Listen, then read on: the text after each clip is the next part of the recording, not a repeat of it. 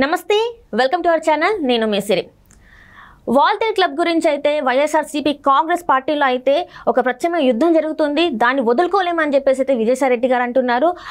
దాన్ని వదిలే ప్రసక్తి లేదని చెప్పేసి అయితే బొత్స సత్యనారాయణ అంటున్నారు. అయితే ఈ అంశాన్ని మనకి వివరించడానికి మనతో పాటు ఉన్నారు ప్రముఖ senior journalist and political analyst CS Rao garu. నమస్కారం సార్. నమస్తే సార్, ఇప్పుడు చూస్తుంటే వాల్తేర్ క్లబ్ గురించి వైసీపీ పార్టీలో అయితే రెండు వర్గాలుగా అంటే విజయసాయిరెడ్డి వర్సెస్ బొత్స సత్యనారాయణ లాగా మారిపోయింది. ఇంతకది ఎక్కడి వరకు వెళ్ళే అవకాశం ఉంది సార్? సో ఒకటి ఏంటంటే, వాల్తేర్ క్లబ్ విషయంలో ఎందుకు వైఎస్ఆర్ కాంగ్రెస్ పార్టీకి సంబంధించిన కీలకమైనటువంటి లీడర్లు బొత్స సత్యనారాయణ, సాయిరెడ్డి ఇద్దరు కూడా భిన్నంగా స్పందిస్తున్నారు అనేది ఇప్పుడు పెద్ద హాట్ టాపిక్.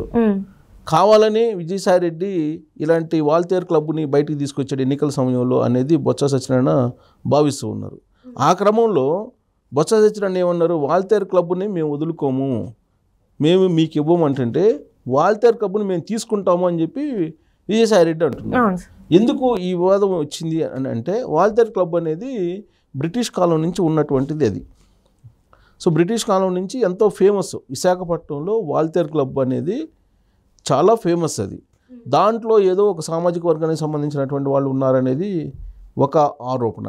అమరావతి విషయంలో ఏ విధంగా అయితే ముద్ర వేశారో అలాంటి ఆరోపణలు విజయసాయిరెడ్డి వర్గం, విజయసాయిరెడ్డి నుంచి రావడం జరిగింది. అప్పటి నుంచి అది డిస్ప్యూట్లోకి వెళ్ళిపోయింది. డిస్ప్యూట్లోకి వెళ్ళటంతో పాటు అక్కడ మెంబర్షిప్ కోసం ఏదో ఈయన విశాఖ సంబంధించి ఉత్తరాంధ్రకు సంబంధించి ఇన్ఛార్జిగా ఉన్నప్పుడు విజయసాయిరెడ్డి మెంబర్షిప్ కోసం ఏదో ప్రయత్నిస్తే వైఎస్ఆర్ కాంగ్రెస్ పార్టీ వాళ్ళు అక్కడ నామ్స్ ఏవైతే ఉన్నాయో ఆ నామ్స్ ప్రకారం ఇవ్వలేము అని చెప్పారు అని చెప్పి అప్పట్లో వచ్చినటువంటి న్యూస్. ఆ రోజు నుంచి వాల్తేర్ క్లబ్ మీద వైఎస్ఆర్ కాంగ్రెస్ పార్టీకి సంబంధించినటువంటి కన్ను పడింది. అప్పుడు వైఎస్ఆర్ కాంగ్రెస్ పార్టీకి కర్త, కర్మ, క్రియ, కన్ను అన్నీ విజయసాయిరెడ్డి ఉన్నారు. ఉత్తరాంధ్ర అంటే వైజాగ్ని బేస్ చేసుకొని ఆయన రాజకీయాలు నడిపాడు. దాదాపు 2 సంవత్సరాల పాటు నడిపాడు. 2019 నుంచి ఆయనే ఉత్తరాంధ్ర ఇన్ఛార్జిగా ఉన్నారు. అంతకుముందు కూడా ఎన్నికల ముందు కూడా ఈయన జగన్మోహన్ రెడ్డి గెలవక ముందు కూడా ఉత్తరాంధ్ర ఇన్ఛార్జిగానే ఉన్నారు. అప్పటి నుంచి ఆయనకి కొన్ని ఆస్తుల మీద కన్నుబడింది. వాటిని తన స్వాధీనం చేసుకోవాలి అనేటువంటి ఆలోచనతో ఉన్నారు అనేది ఆయన మీద ఉన్నటువంటి ప్రధానమైనటువంటి ఆరోపణలు. అది కూడా సొంత పార్టీ నుంచే, ప్రత్యర్థుల నుంచి కాదు, సొంత పార్టీ నుంచే ఉన్నటువంటి ఆరోపణలు. దానికి సంబంధించి అటు వైఎస్ఆర్ కాంగ్రెస్ పార్టీలో ఉండేటువంటి లోకల్ లీడర్లకి విజయసాయిరెడ్డికి మధ్య చాలా సందర్భాల్లో భేదాభిప్రాయాలు ఏర్పడ్డాయి. తాడేపల్లిలో జగన్మోహన్ రెడ్డి సమక్షంలో పంచాయతీలు కూడా జరిగాయి. అక్కడ ఉన్నటువంటి లోకల్ ఎమ్మెల్యేలు విజయసాయిరెడ్డి తీరు మీద కంప్లైంట్స్ అనేకం చేయడం జరిగింది. చివరికి విజయసాయిరెడ్డిని విశాఖపట్నం నుంచి తాడేపల్లికి తీసుకొచ్చారు. విశాఖపట్నంలో ఉత్తరాంధ్రకు సంబంధించిన ఇన్ఛార్జ్ బాధ్యతలను తొలగించారు. తొలగించి ఆయన ప్లేస్లో వైవి సుబ్బారెడ్డి ఇప్పుడు ఉత్తరాంధ్ర ఇన్ఛార్జిగా ఉన్నారు. తొలగించినప్పటికీ ఈయన ఇప్పుడు నెల్లూరు ఎంపీగా పోటీ చేస్తున్నప్పటికీ విజయసాయిరెడ్డి ఉత్తరాంధ్రలో ఎస్పెషల్లీ విశాఖపట్నంలో ఉన్నటువంటి ఆస్తుల మీద మాత్రం ఆయనకి ప్రేమ పోలేదు. ఆ ఆస్తుల మీద కన్నుబడింది. ఆ ఆస్తుల్ని తన స్వాధీనం చేసుకోవాలనేటువంటి అభిప్రాయంతో ఉన్నారనేది ఆయన మాటల్లోనే అర్థమవుతుంది. ఇటీవల కాలంలో ఒక ప్రైవేట్ ఛానల్కి ఇచ్చినటువంటి ఇంటర్వ్యూలో విజయసాయిరెడ్డి ఏం చెప్పారంటే, మేము వాల్తేర్ క్లబ్ను వదులుకోము అని చెప్పారు. దాని మీద బొత్స సత్యనారాయణ రియాక్ట్ అయ్యారు. ఎందుకంటే ఇప్పుడు elections time. So elections time Waltair క్లబ్కి అలాగే విశాఖలో ఉండేటువంటి హై ప్రొఫైల్ పీపుల్కి కొంత మానసికమైనటువంటి సంబంధం ఉంది. ఎందుకంటే మా ఓన్ అనేటువంటి ఫీలింగ్ ఉంది వాల్తేర్ క్లబ్ అండి. వాల్తేర్ క్లబ్కి ఒక ప్రత్యేకమైనటువంటి గుర్తింపు, ప్రత్యేకమైనటువంటి అనుబంధం అక్కడ ఉండేటువంటి ప్రజలకు ఉంది. దానికి విశాఖ ఉక్కుతోటి ఏ విధమైనటువంటి సంబంధం అక్కడ కార్మికులకు ఉందో అలాంటిదే ఇప్పుడు వాల్తేర్ క్లబ్కి కూడా అక్కడ ఉండేటువంటి హై ప్రొఫైల్ పీపుల్కి సంబంధం ఉంది. సో కాబట్టి దాన్ని వదులుకోవడానికి సిద్ధంగా లేరని చెప్పినటువంటి క్రమంలో ఈయన వాల్తేర్ క్లబ్బు 20 ఎకరాల స్పేస్లో ఉంటుంది. అది ప్రభుత్వానికి సంబంధించినటువంటి భూమి అనేది ఒకటి లేవనెత్తారు. సో గవర్నమెంట్ సంబంధించిన భూమి కాబట్టి దాన్ని మేము స్వాధీనం చేసుకుంటాము అనేటువంటి ఒక కాన్సెప్ట్ తీసుకొచ్చారు. అంటే ఇప్పుడు క్లబ్ ఉంది, క్లబ్కు సంబంధించి దానికి కమిటీలు ఉంటాయి. ఆ కమిటీలు ఇప్పుడు కమిటీల ఆధ్వర్యంలో నడుస్తూ ఉంటుంది. సో అలా కాకుండా మేము గవర్నమెంట్కి తీసేసుకుంటాము అనేటువంటి యాంగిల్లో ఇప్పుడు గవర్నమెంట్కి తీసేసుకోవడం అంటే ఏంటి, తర్వాత ఎవరికి నచ్చితే వాళ్ళకి ఇస్తారు లీజ్కి. అంటే విజయసాయిరెడ్డి తీసుకుంటాడు, విజయసాయిరెడ్డి సొంతం చేసుకుంటాడు అనేటువంటి అభిప్రాయం చాలా బలంగా ఉంది. ప్లస్ వాల్తేర్ క్లబ్ అనేది దాన్ని ఓన్లీ క్లబ్ లాగా చూడకుండా అది అక్కడ ఉండేటువంటి నగర పౌరులకి ఒక చిహ్నం, ప్రత్యేకమైనటువంటి గుర్తింపు ఉన్నటువంటి ప్రాంతంగా దాన్ని గుర్తిస్తున్నారు. సో ఇప్పుడు చార్మినార్ ఉంది హైదరాబాద్లో చార్మినార్ ఉందంటే చార్మినార్ని మేము తీసుకుంటామంటే ఒప్పుకుంటారా? ఒప్పుకోరు కదా.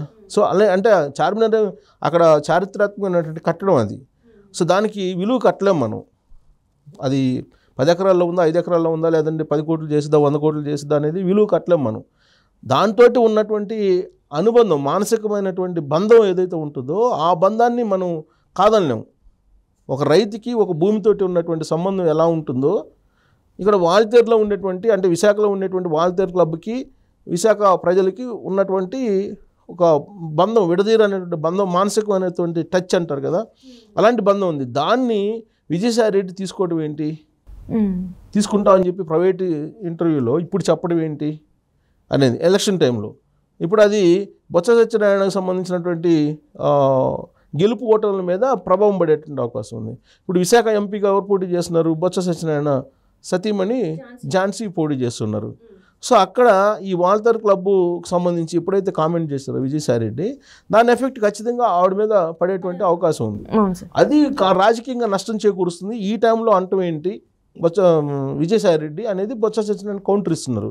ఎట్టి బస్సులో మేము వదులుకోం, అది వైజాగ్గా ఉండాలి, అది ప్రైవేట్ వ్యక్తుల చేతుల్లోకి వెళ్ళడానికి లేదు అని చెప్పి ఆయన వాదిస్తున్నారు.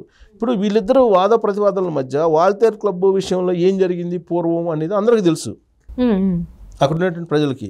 కారణం ఏంటంటే వాల్తేరు క్లబ్ని స్వాధీనం చేసుకోవాలని ప్రయత్నం చేశారు వైఎస్ఆర్ కాంగ్రెస్ పార్టీ వాళ్ళు అనేది. ఈ మధ్యకాలంలో ఇంకొక ఇష్యూ కూడా వచ్చింది. అక్కడ ఎవరో ఒక ప్యాలెస్ కట్టించారు, అది సముద్రానికి దగ్గరగా ఉంది. ఇది ఆ ప్యాలెస్ పేరు కూడా ఏదో ఉంది. సో అది తాడేపల్లిలో ఉండేటువంటి కీలకమైనటువంటి ఒకళ్ళు నచ్చి ఆ ప్యాలెస్ కావాలని చెప్పి అడిగారు.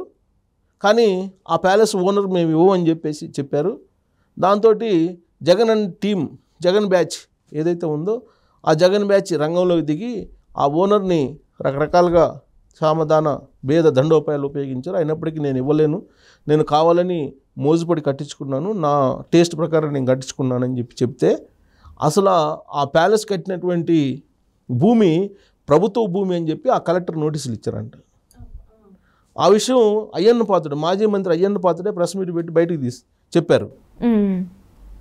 అంటే అది వీళ్ళ వైఎస్ఆర్ కాంగ్రెస్ పార్టీకి సంబంధించినటువంటి వాళ్ళకి కన్నుబడి నచ్చితే, అది కనుక ఇవ్వకపోతే, ఆ ప్రాపర్టీ ఇవ్వకపోతే దానికి సంబంధించి ఏదో ఒక డిస్ప్యూట్గా గవర్నమెంట్ నోటీసులు పంపించడమో ఏదో ఒకటి చేసి బెదిరించి వాటిని స్వాధీనం చేసుకుంటున్నారు.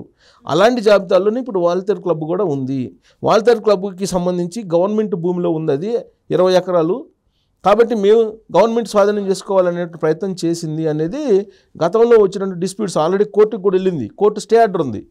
కాబట్టి వైఎస్ఆర్ కాంగ్రెస్ పార్టీకి ఆలోచన ఉంది. కాబట్టి మళ్ళా కనుక వైఎస్ఆర్ కాంగ్రెస్ పార్టీ అధికారంలోకి వస్తే వాల్తేరు క్లబ్ అనేది ఖచ్చితంగా కబ్జాకు గురవుతుంది, విజయసాయి రెడ్డి సొంతం అయిపోతుంది అనేటువంటి ఒక అభిప్రాయం, ఒక చర్చ ఇప్పుడు ప్రజల్లోకి వెళ్ళిపోయింది. ఈ చర్చ రాబోయేటువంటి రోజుల్లో ఝాన్సీ దారుణంగా ఓడిపోవడానికి ఒక ప్రధానమైనటువంటి కారణంగా మారబోతుంది అనేది బొత్స సత్యనారాయణ యొక్క ఆందోళన. అందుకే ఆయన విజయసాయి రెడ్డి ఇచ్చినటువంటి స్టేట్మెంట్ని ఖండించారు. కానీ విశాఖలో ఉన్నటువంటి వాల్తేరు క్లబ్ మీద మాత్రం వైఎస్ఆర్ కాంగ్రెస్ పార్టీ కన్ను ఉంది, ఎప్పటికైనా సరే దాన్ని వదలరు అనేది మనం చెప్పొచ్చు. గతంలో జరిగినటువంటి కొన్ని సంఘటనలను మనం బేరీజ్ వేసుకుంటే. Right sir, right. Thank you so much sir. Thank you.